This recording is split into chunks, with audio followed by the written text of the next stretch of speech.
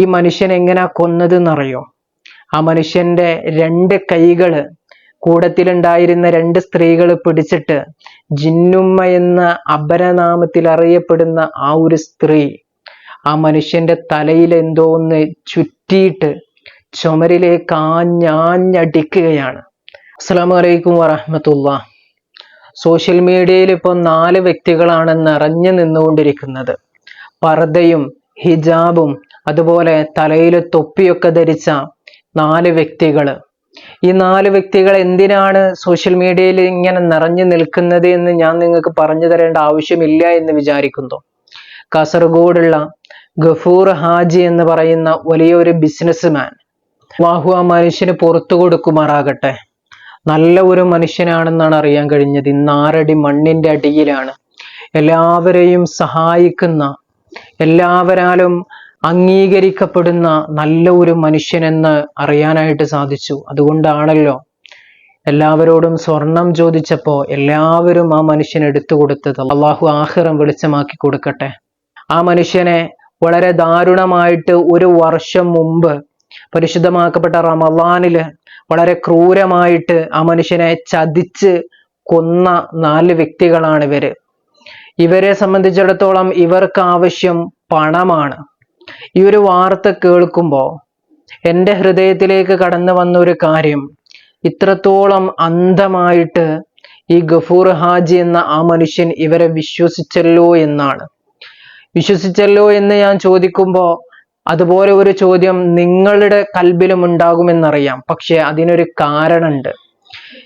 ഈ ജിന്നുമ്മ എന്ന ഈ ഒരു സ്ത്രീ ഉണ്ടല്ലോ, ഇവര് ഈ മനുഷ്യന്റെ മനസ്സ് കീഴടക്കുകയാണ്.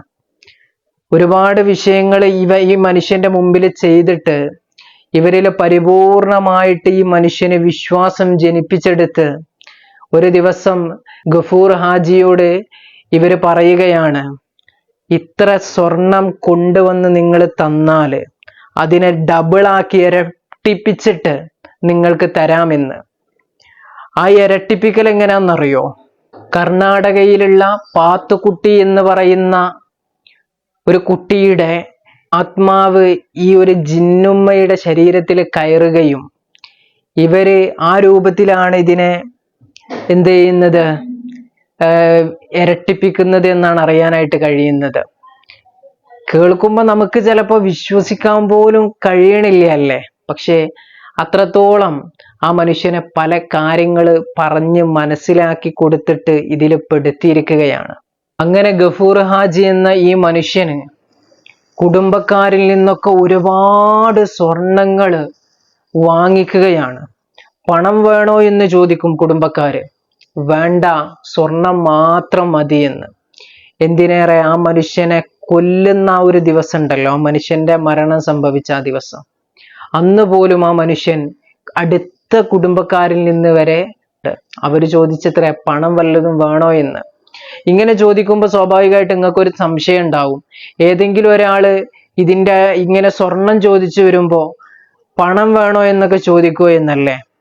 അതിനാദ്യം നമ്മൾ ഗഫൂർ ഹാജി എന്ന ആ മനുഷ്യനെ മനസ്സിലാക്കണം. ഗൾഫിലെ വലിയ ബിസിനസ്മാനാണ്, ഒരുപാട് ആളുകളെ സഹായിക്കുന്ന, ഒരുപാട് ദീനീ കാര്യങ്ങളിൽ ഏർപ്പെടുന്ന, എല്ലാവർക്കും നല്ല അഭിപ്രായം മാത്രമുള്ള ഒരു വ്യക്തി. ആ മനുഷ്യൻ കുടുംബങ്ങളിലൊക്കെ എല്ലാവരാലും ആദരിക്കുകയും ബഹുമാനിക്കപ്പെടുകയും ചെയ്യുന്ന വ്യക്തിയാണ്. അങ്ങനെയുള്ള ഒരാൾ വന്നിട്ട് സ്വർണം ചോദിക്കുമ്പോ ഏതൊരു മനുഷ്യനും അത് എടുത്തു കൊടുക്കുകയാണ്. അങ്ങനെ ഈ സ്വർണമൊക്കെ ഈ ജിന്നുമ്മയുടെ കയ്യിൽ കൊടുത്തിട്ട് ഈ ഒരു വ്യക്തി പിന്നീട് ഒരു ദിവസം വന്നിട്ട് ചോദിക്കുകയാണ്, റമളാന് 25-ാം ദിവസം സ്വർണത്തിന്റെയൊക്കെ അവസ്ഥ എന്താണ്, എപ്പോഴാ കിട്ടുക എന്നൊക്കെ. ആ സമയത്ത് ഇവര് ഈ മനുഷ്യനോട് പറയാണ്, നിങ്ങള് കണ്ണ് പൊത്തിയിട്ട്, വീട്ടിലൊരാളുണ്ടാവാൻ പാടില്ല, കണ്ണ് പൊത്തിയിട്ട് നിങ്ങളിങ്ങനെ ദിക്റുകളൊക്കെ ചൊല്ലിക്കൊണ്ടിരിക്കണം. കണ്ണ് തുറക്കുമ്പോൾ നിങ്ങൾക്ക് ആ സ്വർണം കാണാൻ കഴിയുമെന്ന്. ഇവിടെ മനസ്സിലാക്കേണ്ടത്, ഈ ഒരു സ്വർണം ഈ ഒരു ജിന്നുമ്മാക്കും സംഘത്തിനും കൊടുത്തപ്പോൾ തന്നെ അവരിത് അവരുടേതായ വഴിയിലേക്കൊക്കെ ചെലവഴിച്ചിട്ടുണ്ട്. അവരുടെ കടങ്ങളും മറ്റൊക്കെ ഒരുപാട് ഇതുകൊണ്ട് വീട്ടിയിട്ടുണ്ട്. ഇനി ഈ ഒരു മനുഷ്യൻ ഇത് ചോദിക്കുമ്പോ ഈ മനുഷ്യന് ഈ ഒരു സംഗതി കൊടുക്കാൻ ഇവരെ കയ്യിലില്ല.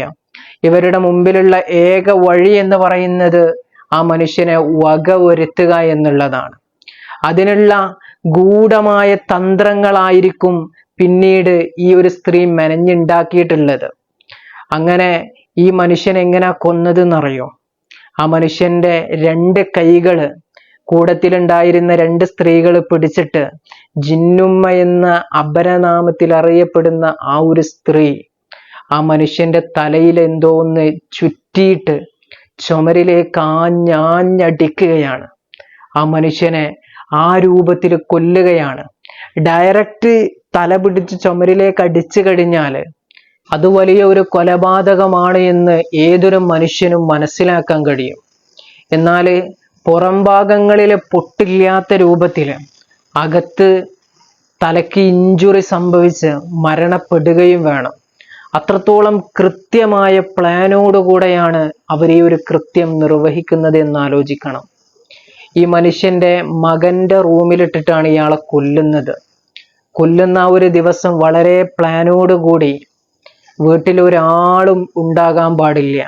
ആളുകളുടെ സാന്നിധ്യം ഉണ്ടായി കഴിഞ്ഞാൽ ഈ ഒരു സ്വർണം ഇത്രത്തോളം ഇരട്ടിക്കുകയില്ല എന്നൊക്കെ പറഞ്ഞിട്ട് വീട്ടുകാരെ, ഭാര്യയും മക്കളെയും ഒക്കെ കുടുംബക്കാരെ വീട്ടിലേക്ക് ഈ മനുഷ്യൻ അയക്കുകയാണ്. ഇതൊക്കെ ഈ ജിന്നുമ്മയുടെ നേതൃത്വത്തിലാണ് നടക്കുന്നത്. അങ്ങനെ ആരുമില്ലാത്ത ആ ഒരു ദിവസം ആ മനുഷ്യനെ വളരെ ദാരുണമായിട്ട് വകവരുത്തുകയാണ്. പിറ്റേ ദിവസം ഈ മനുഷ്യന് മരണപ്പെട്ട് കിടക്കുന്നതാണ് കുടുംബക്കാര് കാണുന്നത്. യാ അല്ലാഹ്, അതൊരു സ്വാഭാവികമായ മരണമാണ് എന്നാണ് അവർ മനസ്സിലാക്കിയത്. കാരണം ആ രൂപത്തിലുള്ള കൊലപാതകമായിരുന്നു അത്. അങ്ങനെ നല്ലൊരു ദിവസം, വെള്ളിയാഴ്ച ദിവസമാണെന്നറിയാൻ കഴിഞ്ഞു. ആ പുണ്യമാക്കപ്പെട്ട ദിവസം, പ്രത്യേകിച്ച് റമദാൻ മാസം, അവർ ഉടനടി ഈ മനുഷ്യനെ മറവ് ചെയ്യുകയാണ്. മറവ് ചെയ്തതിന് കുറച്ച് കഴിഞ്ഞപ്പോഴാണ് ഇയാള് മേടിച്ച സ്വർണത്തിന്റെ അവകാശികളൊക്കെ, പ്രത്യേകിച്ച് പെണ്ണുങ്ങള്, പല ആളുകളോട് ഇങ്ങനെ പറയാൻ തുടങ്ങിയത്, ഗഫൂർ ഹാജി എൻ്റെ കയ്യിൽ നിന്ന് ഇത്ര സ്വർണം വാങ്ങിച്ചു. അപ്പൊ വേറെ ആള് പറയാണ് എൻ്റെ കയ്യിൽ നിന്ന് ഇത്ര വാങ്ങിച്ചിട്ടുണ്ട് എന്ന്. അങ്ങനെ കുടുംബത്തിലെ പല ആളുകളുടെ കയ്യിൽ നിന്ന് സ്വർണങ്ങൾ പല തരത്തില് പല രീതിയിൽ വാങ്ങിയ കാര്യം ആളുകളൊക്കെ അറിയുകയാണ്. ആ സമയത്താണ് കുടുംബക്കാർക്ക് ഇതൊരു സ്വാഭാവികമായിട്ടുള്ള ഒരു മരണമല്ല എന്നവരുടെ ഉള്ളിൽ തെളിയുന്നത്. അങ്ങനെ മകനായ മുസമ്മിൽ എന്ന് പറയുന്ന ആ ഒരു മനുഷ്യൻ പോലീസിൽ കേസ് കൊടുക്കുകയാണ്. പോലീസിൽ കേസ് കൊടുക്കുമ്പോൾ ജിന്നുമ്മ എന്ന് പറയുന്ന ഈ ഒരു സ്ത്രീ ആ ഒരു പരിസരത്ത്, അല്ലെങ്കിൽ ഇവരുമായി ബന്ധപ്പെട്ട ഈ സംഘത്തിലുള്ള ആളുകളൊക്കെ അവിടെ ഉണ്ടായിരുന്നു എന്ന കാര്യങ്ങളൊക്കെ ഇവർക്ക് മനസ്സിലാവുകയാണ്. അന്ന് രാത്രി തന്നെ ഒരു വക്കീലുമായിട്ട് ഈ ഒരു ജിന്നുമ്മ സംസാരിച്ച വിഷയങ്ങളൊക്കെ ഇവരുടെ ഫോണ് ട്രാക്ക് ചെയ്തതിൻ്റെ അടിസ്ഥാനത്തിൽ പോലീസിന് കിട്ടുകയും അതിൻ്റെ അടിസ്ഥാനത്തിൽ ഇവരെ ചോദ്യം ചെയ്യുകയും ഒക്കെ അന്ന് ചെയ്തെങ്കിലും അന്ന് പല ആളുകൾ, ഉന്നതരായിട്ടുള്ള പല ആളുകളുടെ സഹായങ്ങളോടുകൂടെ ഇവർ വെറുതെ ബുദ്ധിമുട്ടിക്കുകയാണ് എന്നുള്ള രൂപത്തിലൊക്കെ ഇവരതിൽ നിന്നൊക്കെ രക്ഷപ്പെട്ടു. എങ്കിലും പിന്നീട് സമർത്ഥനായ ഒരു പോലീസ് ഉദ്യോഗസ്ഥന്റെ അന്വേഷണത്തിൽ ഇന്നലെ ആ വ്യക്തികളെ മുഴുവനും പോലീസ് ചോദ്യം ചെയ്തു. ആ മനുഷ്യന്റെ ചോദ്യം ചെയ്യലിന്റെ മുമ്പിൽ ഈ ജിന്നുമ്മ എന്ന് പറയുന്ന ആ സ്ത്രീ പോലും വിറച്ചുപോയി അവര് കുറ്റസമ്മതം നടത്തുകയാണ്. നിങ്ങളീ കാണുന്ന ദൃശ്യങ്ങളൊക്കെ പിന്നീട് സംഭവിച്ച കാര്യങ്ങളാണ്. ഒന്ന് ആലോചിക്കണം. ഇവിടെ എനിക്ക് നിങ്ങളോട് പ്രത്യേകമായിട്ട് പറയാനുള്ളത്, ഒരിക്കലും തന്നെ ഇതുപോലെയുള്ള കാര്യങ്ങളിൽ ചെന്ന് ചാടരുത് എന്നാണ്. ഒരുപാട് ആളുകൾ ഈ ജിന്നുമ്മ എന്ന ആ ഒരു നാമത്തിൽ അറിയപ്പെടുന്ന ആ ഒരു സ്ത്രീയൊക്കെ ഹണി ട്രാപ്പിലൂടെ ഒരുപാട് ആളുകളെ പറ്റിച്ചിട്ടുണ്ട് എന്നൊക്കെ അറിയാൻ കഴിഞ്ഞു. ആ സ്ത്രീയാണ് ചികിത്സയുമായിട്ട് ഇയാളെ സമീപിക്കുന്നത് എന്ന് ഓർക്കണം. ഒരുപാട് ആളുകൾ, ഇതുപോലെയുള്ള ഒരുപാട് ആളുകൾ നമ്മുടെയൊക്കെ ചുറ്റുവട്ടത്തുണ്ട്. ആത്മീയത ചൂഷണം ചെയ്തുകൊണ്ടാണ് ഇവരാളുകളെ കയ്യിലെടുക്കുന്നത്. ഇതിനോട് സമാനമായ ആത്മീയ തട്ടിപ്പിലൂടെ ഒരുപാട് ആളുകൾ ഇതിന്റെ മുമ്പും മരണപ്പെട്ടിട്ടുണ്ട്, അല്ലെങ്കിൽ കൊല ചെയ്യപ്പെട്ടിട്ടുണ്ട് എന്നുള്ള കാര്യം നമ്മൾ മറക്കാതിരിക്കുക. അബ്ദുൽ ഗഫൂർ എന്ന് പറയുന്ന ആ മനുഷ്യൻ അള്ളാഹു പുറത്തു കൊടുക്കുമാറാകട്ടെ. നല്ല സ്വാലിഹായ മനുഷ്യനാണെന്നാണ് അറിയാനായിട്ട് സാധിച്ചത്.